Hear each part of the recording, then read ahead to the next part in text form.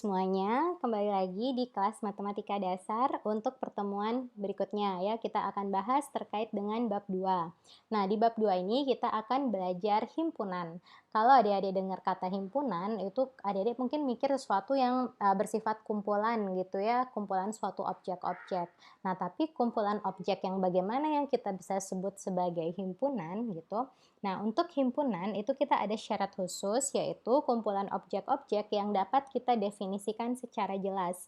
Misalnya nih, kita bilang himpunan mahasiswi, berarti anggotanya adalah anak-anak perempuan yang sedang melanjutkan sekolah atau studi di perguruan tinggi, baru kita sebut mahasiswi. Nah, kalau ada anak SMA nih, walaupun dia perempuan, dia tidak bisa kita masukkan ke himpunan mahasiswi tadi gitu.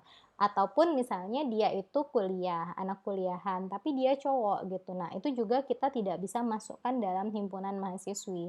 Jadi jelas ya, himpunan itu objeknya harus terdefinisi secara jelas gitu. Nah, apa sih objek yang tidak terdefinisi secara jelas?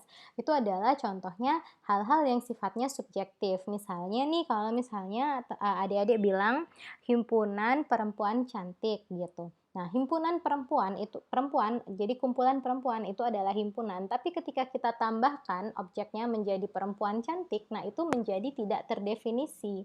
Mengapa demikian? Karena adik-adik yang namanya perempuan cantik itu antara satu orang bisa berbeda dengan perempuan cantik menurut orang yang lain. Contohnya nih, kalau di kelas kalian aja nih lakukan survei ya di grup WhatsApp, misalnya siapa sih artis perempuan paling cantik menurut kalian kayak gitu. Nah, jawabannya akan berbeda-beda. Bisa jadi ada yang bilang siapa ya, misalnya Dian Sastro. Dian Sastro itu cantik, tapi ada juga yang bilang, enggak terlalu sih, kalau aku yang cantik itu misalnya Nia Ramadhani, kayak gitu ya, terserah aja gitu. Jadi, dia bersifat subjektif, kita tidak dapat definisikan anggota-anggotanya secara jelas. Nah, oleh karena itu kita tidak bisa sebut dia sebagai himpunan, gitu ya.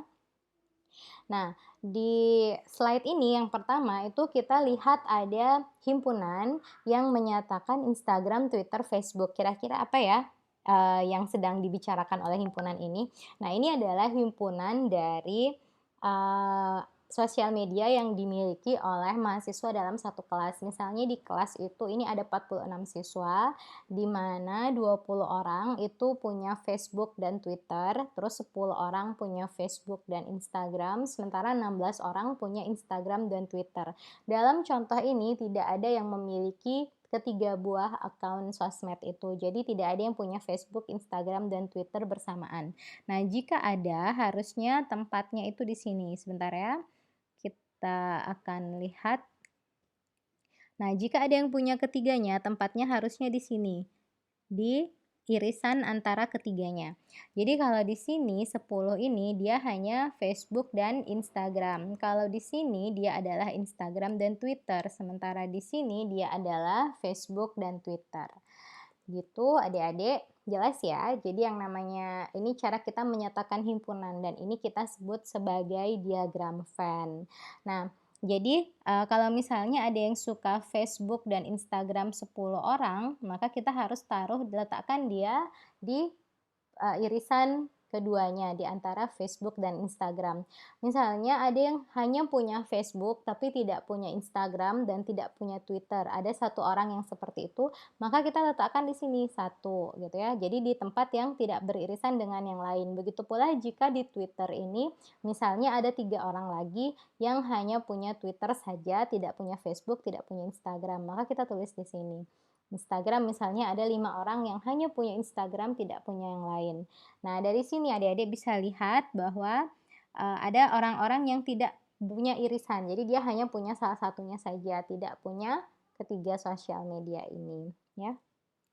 Nah, untuk tugas yang pertama adik-adik terkait dengan himpunan, Miss meminta adik-adik semua untuk lakukan survei kepada teman-teman sekelasnya terkait dengan hal apapun. Jadi boleh kayak ini kan sosial media ya, kita coba cari topik lain, sekalian juga adik-adik kenalan sama temennya, misalnya makanan kesukaan kayak gitu, terus klasifikasi menjadi 3 kelompok gitu.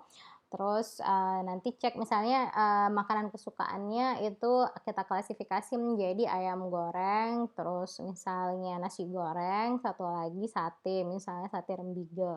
Nah, itu silahkan didata teman-temannya berapa orang yang suka ayam goreng, berapa yang nasi goreng, berapa yang sate rembige, kemudian nyatakan dalam diagram Venn. Nah, jadi adik-adik seperti tadi, kalau ada yang suka ketiganya, dia harus ditulis di irisan ketiganya, kalau hanya salah duanya, berarti dia di tempat yang beririsan ya, dan jika hanya satu, maka dia di sini, di antara tempat-tempat yang tidak beririsan. Bagaimana kalau tidak suka ketiga pilihan itu, maka letaknya harus di luar ya. Di sini misalnya, boleh juga ditulis di sini, boleh juga di sini ya. Nah, nanti di sini di luar ini ya, ini adalah tempat untuk meletakkan berapa total data. Jadi kalau di contoh ini misalnya dia 46, maka ini adalah S-nya, himpunan semestanya, seluruhnya, artinya S-nya nanti sama dengan 46. Gitu. Jadi untuk tugas yang pertama jelas ya, lakukan survei dalam 30 menit, cari topik-topik yang menarik, boleh artis, boleh, tempat liburan favorit, boleh ukuran sepatu, apa aja deh boleh, yang penting menarik ya, sekaligus adik-adik juga saling kenalan sama teman-temannya. Nah, setelah itu upload, jawaban kalian di Daring Unram. Terima kasih.